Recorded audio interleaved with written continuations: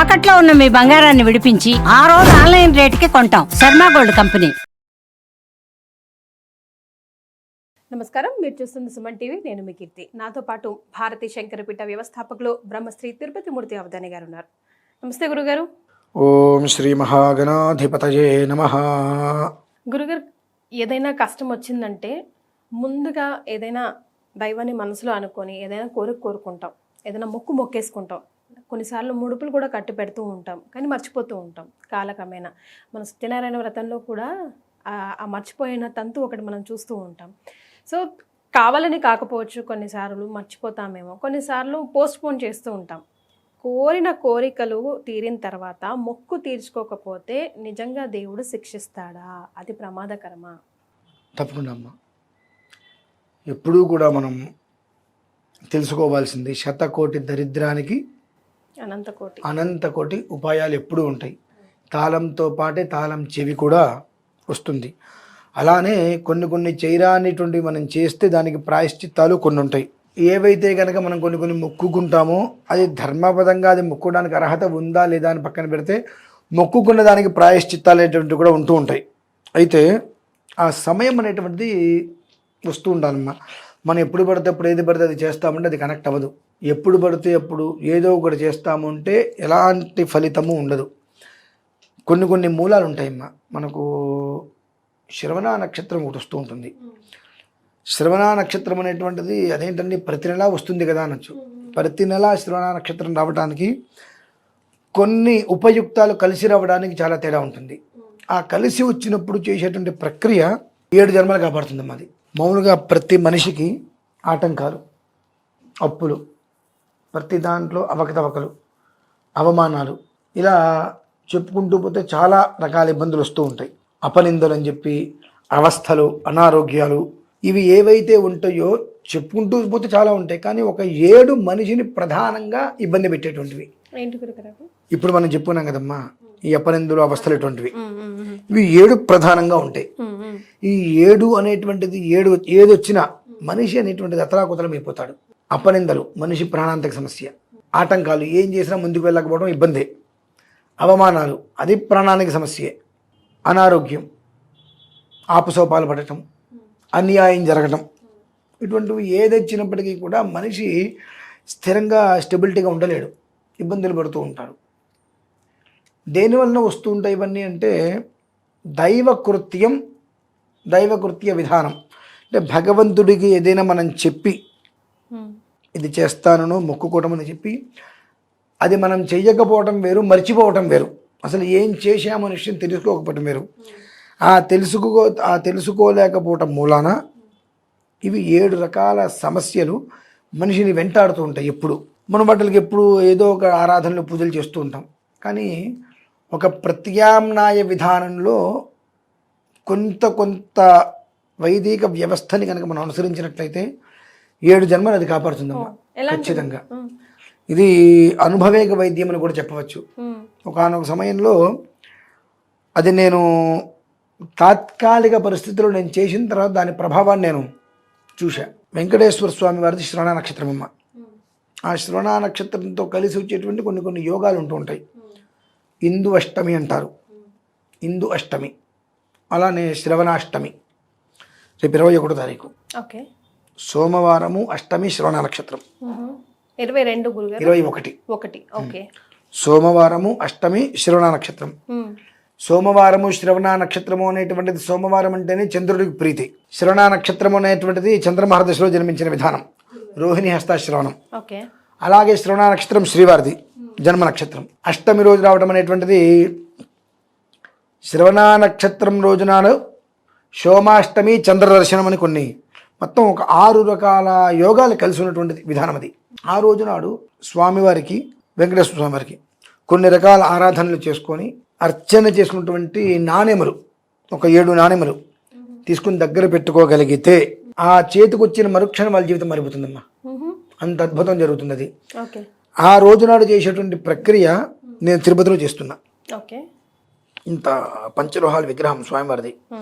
ఆ పంచలోహాల విగ్రహాన్ని తీసుకొని దానికి తులసి దళాలతో అర్చన, తర్వాత సువర్ణ పుష్పాలతో అర్చన, బంగారు పూలతో అర్చన చేసిన తర్వాత 7 నాణ్యాలు. ఆ నాణ్యాలు ఏంటి, దేనికి సంబంధించింది ఇప్పుడు నేను చెప్పను. ఓకే. అది నేను చెబితే ప్రతి వాళ్ళు నాకు కావాలి అంటారు. దానివల్ల ఫలితం ఉండదు. ఆ నాణ్యాలు 7 ఎవరి చేతిలో అయితే పడతాయో వారు అదృష్టవంతులు అవుతారమ్మా. భాగ్యం. ఆ నాణ్యాలు స్వామివారి మీద అర్చన చేసి ఆ స్వామివారిని పట్టుకొని శ్రీవారి మెట్టు నుంచి కొండ మెట్లు ఎక్కడం, ఆ వేషన అందులో స్వామివారి విగ్రహం, ఆ స్వామివారి విగ్రహం మీద తులసి దళాలు, బంగార పుష్పాలు, నాణ్యాలు వేసి నాతోటి పాటు ఎవరైనా వచ్చినా వాళ్ళు నెత్తి మీద పెట్టించి స్వామివారిది పైకి ఎక్కడం. పైకి ఎక్కిన తర్వాత జీవధ్వజం దగ్గర, ధ్వజస్తంభం దగ్గర జ్యోతులు వెలిగించి అనంతరం ఆ 7 కాయిన్లు ప్రసాదంగా అందరికీ అందజేయటం అనేటువంటిది పెట్టుకున్నాను. 7 నాణెములు ఎవరి చేతిలో అయితే పడతాయో ఆ రోజు నుంచి వాళ్ళ భవిష్యత్తు మారిపోతుందమ్మా. 7 తరాలు చక్కటి అభివృద్ధిగా వృద్ధి చెందుతుంది. ఇది ఏంటండి నిజం అని డౌట్ వస్తుంది ఎవరికైనా. నేను 2019 వరకు నాకు ఇవన్నీ తెలియవమ్మా. ఇది టీవీలు ఛానల్స్ ఇవన్నీ నాకు తెలియదు అసలు. నా వృత్తి నేను చేసుకుంటూ ఉండేవాడిని. సుమారుగా నేను వేదము, స్మార్తము, షోడశము, ఆగము, ధర్మశాస్త్రము, ప్రతిష్టా విభాగము, మంత్రశాస్త్రము, యంత్రశాస్త్రము, ఈ 8 రకాల శాస్త్రాలు నేను పూర్తిగా అభ్యసించి ఉత్తీర్ణతతో యోగ్యతా పత్రాలు అంటే సర్టిఫికెట్స్ అంటారు పొంది ఉన్నాను. నా వృత్తి నేను ఏదో చేసుకుంటూ ఉండేవాడిని. అంత్యే ఇష్టేని ఒక క్రతువు సుమారుగా నేను ఒక 800 పైన చేయించుంటానమ్మా. ఎప్పటి నుంచి 2006 నుంచి 2012 వరకు, 2012 నుంచి 2018 వరకు మరొక విధానంలో వ్యవస్థను ఏర్పాటు చేసుకుని వచ్చాను. అయితే నేను 2016 ఈ యొక్క విధానాన్ని ఒకసారి ఆచరించా. సోమవారం కలిసి రాలేదు కానివ్వండి, శ్రవణ నక్షత్ర అష్టమి వచ్చింది. సరే అని చెప్పి నేను ఈ విధానాన్ని ఆచరించి స్వామివారికి నమస్కారం చేసుకుని ఒక 7 కాయిన్లు నా దగ్గర పెట్టుకున్నా. 42 రోజుల్లో దశ తిరిగిపోయిందమ్మా. 42 రోజుల్లో దశ తిరిగిపోయింది. నేను ఒక పాఠశాల పెట్టడము, ఒక 16 మంది విద్యార్థులు ఇంట్లో ఎవరి దగ్గర నేను చేయి చాచి నేను పాఠశాల పెట్టాను, నాకు డొనేషన్ ఇవ్వండి అని అడగకుండా వాళ్ళందరికీ నా భార్య వంట చేసి పెట్టేది. ఇంట్లో వంట మనిషిని నేను పెట్టలేదు. అంత ప్రశాంతంగా ఉండేటువంటిది స్థితి. 2019 దసరాల్లో ఆ కాయిన్లు ఎవరికో ఇచ్చేసి అడిగితే అసలు ఎవరికి ఇవ్వకూడదు, అవి ఎవరికి ఇవ్వకూడదు. ఇవితే జీవితం అనేటువంటి పాతాళానికి వెళ్ళిపోతుందమ్మా. ఇవ్వకూడదు ఎవరికి.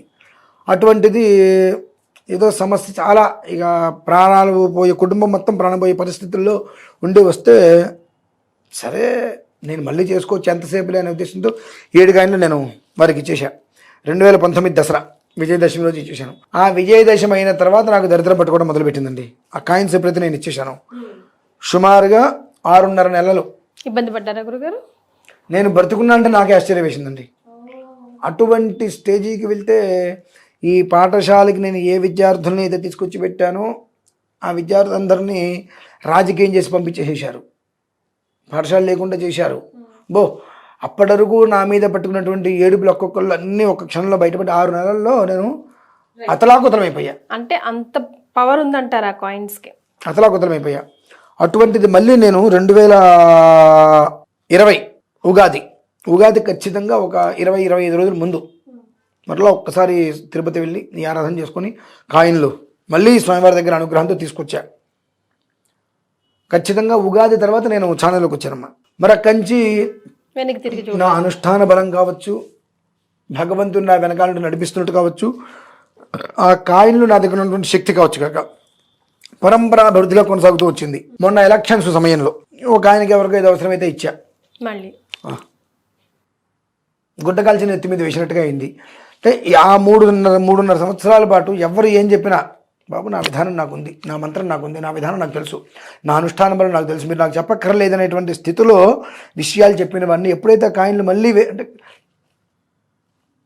ఎంతటి వాడికైనా ఒక్కోసారి అది కర్మ ప్రారంభం అనుభవించాలి.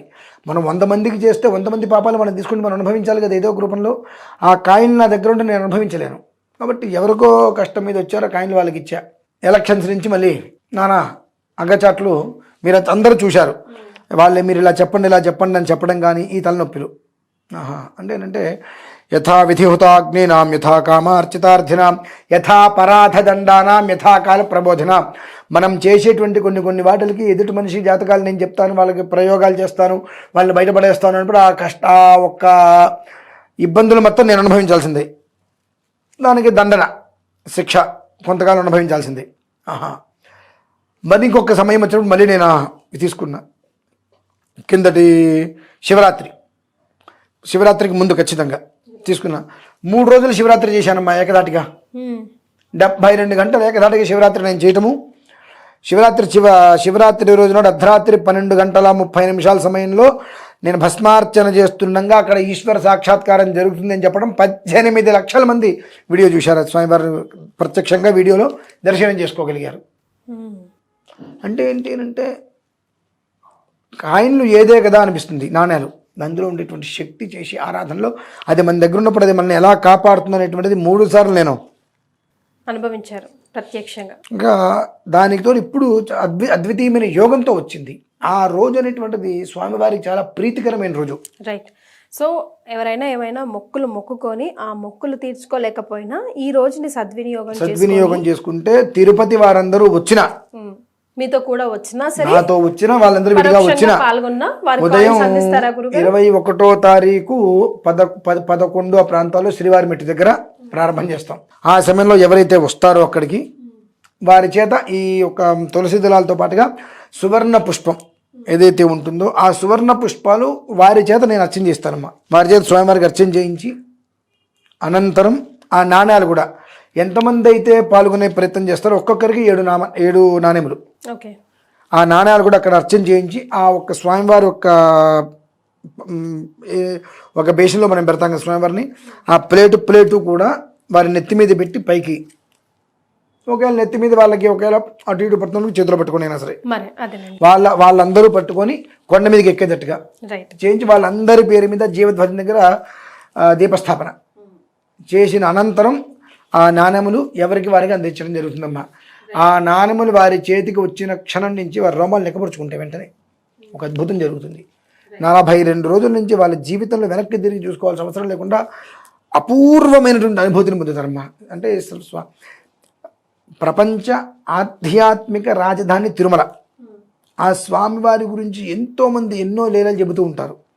కానీ ఈ ఒక్క విషయంలో అనేక మంది వారు స్వతహాగా జన్మతహాగా ఉండేటువంటి దోషాలని పోగొట్టుకోవటమే కాకుండా స్వతహాగా వారు ఆ అనుభవం తెలుసుకుంటారు, ఆ అనుభూతిని పొందగలుగుతారు మా పరిపూర్ణంగా. ఈ స్వామివారి ఆశీస్సుల అనుగ్రహం ఈ స్థాయిలో ఉందా అన్నట్టుగా వాళ్ళు తీసుకోగలుగుతారు. సో గురుగారు చేపట్టే ఈ కార్యక్రమంలో మీరెవరైనా ప్రత్యక్షంగా అయినా పరోక్షంగా అయినా పాల్గొనాలంటే కింద స్క్రోల్ అవుతున్న నంబర్కి కాల్ చేయండి, మరిన్ని డీటెయిల్స్ తెలుసుకునే అవకాశం ఉంటుంది. గురుగారు మర్చిపోయాము, తెలియలేదు, లేకపోతే ఆ హీట్ ఆఫ్ ది మూమెంట్లో అప్పుడున్న బాధలో మనం ఏదో ఒకటి కోరెక్కుంటాం లేదా ముడుపు కడతాం. ముడుపు కట్టి మర్చిపోయామంటే మాత్రం అది నిజంగా మనం యాక్సెప్ట్ చేయకూడదు. అది పనిష్మెంట్ తీసుకోవడానికి రెడీగా ఉండాలి.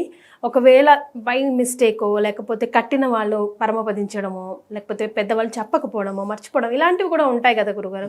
సో అలాంటప్పుడు ఏం చేయాలంటారు? మొట్టమొదటిది ఏంటంటే అమ్మ, పెద్దవాళ్ళ అనుమతి లేకుండా మనం కట్టేటువంటి ముడుపులు చెల్లుబాటు కావు. ఇంటి పెద్దవాళ్ళే కట్టాలంటారు. ఇంటి పెద్దవాళ్ళు కట్టాలి, అదంటే వాళ్ళ అనుమతితో మనం కట్టాలి. అలా లేకుండా మన సొంత నిర్ణయాలు తీసుకొని కట్టేటువంటి మొక్కులు చల్లవు. అసలు దాని గురించి అసలు అది మొక్కే కాదు, అది మనం పక్కన పెట్టేసేయచ్చు. కానీ మనం పక్కన పెట్టలేము వాటిని. పాప భీతి అనేటువంటిది మనం మొక్కుకున్న వెంటాడుతూ ఉంటాయి. ఈ వీటిలో ఒక భయాలు ఇబ్బందులు ఎలా ఉంటాయంటే ప్రతి దాంట్లో ఆటంకాలు, ప్రతి దాంట్లో అపనిందలు, ప్రతి చోట అనారోగ్య లక్షణాలు, అలాగే మనకు ప్రతి దాంట్లో అన్యాయం జరుగుతూ ఉండటం, ముందు దాకా వెళ్ళి పని మళ్ళీ వచ్చేస్తుంటుంది. ఇలా ఒక 7 రకాల విధానాలు మనిషిని చికాకు చేస్తూ ఉంటాయి. అటువంటిది ఏదైనా ఉన్నది అని అంటే మీ పూర్వీకులో మీరు ఏదో ఒక పీక్ స్టేజీలో స్వామివారికి మొక్కనే కాదు ఏదో ఒక రకమైన నమస్కారం చేసుకొని స్వామివారికి తీర్చవలసినటువంటి రుణం ఏదో తీర్చలేదు కాబట్టి ఈ ఒక్క విధానం, అంటే రుణం తీర్చకపోతే ఆయన కోప్పడతాడా, నీకు గుర్తు చేస్తున్నాడు. మన దగ్గర డబ్బులుంటే అనేక రకాలుగా సంతోషపడుతుంటాం, ఇవి గుర్తురావు కాబట్టి నీకు గుర్తు చేస్తున్నాడు స్వామివారు. ఏదో ఒక రకమైన చిన్న ఇబ్బందులు తీసుకొచ్చి నాయన నువ్వు ఇది చెప్పావు, ఈ రుణం నువ్వు తీర్చట్లేదు, తీర్చుకోవట్లేదు అనేటువంటి దాన్ని గుర్తు చేస్తుంటారు. కాబట్టి అటువంటిది ఏదైనా ఉన్నట్లయితే 21వ తారీఖు శ్రవణ నక్షత్రం అష్టమి సోమవారం ఆ రోజునాడు తిరుపతిలో జరిగేటువంటి తులసి పుష్ప సహితంగా సప్తగిరి అర్చన అందులో పాల్గొనే ప్రయత్నం చేయగలిగితే ఒక 7 జన్మల నుంచి ఉన్నటువంటి దోషాలు అంటే జరిగినవి 3, జరగవలసినవి 4 పూర్తిగా నిర్వీర్యమైపోయి స్వామివారి యొక్క పరిపూర్ణమైన అనుగ్రహం వాళ్ళకి పొందుతారమ్మా. వారి స్వహస్తాలతో సువర్ణ పుష్పాలు స్వామివారికి అర్చన చేసుకొని అలానే 7 నాణెములు, దాని రహస్యం చెప్పను ఇప్పుడు, నాణెముల మీద ఏముంటుంది అని. ఆ 7 నాణాలు ఏవైతే ఉంటే ఆ 7 నాణాలతో కూడా స్వామివారికి అర్చన చేసుకొని అనంతరము ఆ స్వామివారిని పట్టుకొని తిరుమల వరకు కూడా శ్రీవారి మెట్టు నుంచి నడుచుకుంటూ కొండెక్కి జీవధ్వజం దగ్గర దీపారాధన చేసిన తర్వాత వారందరికీ కూడా కాయిన్స్ ఇవ్వడం జరుగుతుంది. ఆ నాణాలు ఎవరైతే చేతితో పట్టుకుంటారో ఆ చేతిలో పట్టుకున్నది కంచి ఖచ్చితంగా 42 రోజులు అపూర్వమైనటువంటి తేజోవృద్ధి చూస్తారమ్మా. చాలా సంతోషం గురుగారు, ధన్యవాదాలు. పరమేశ్వర.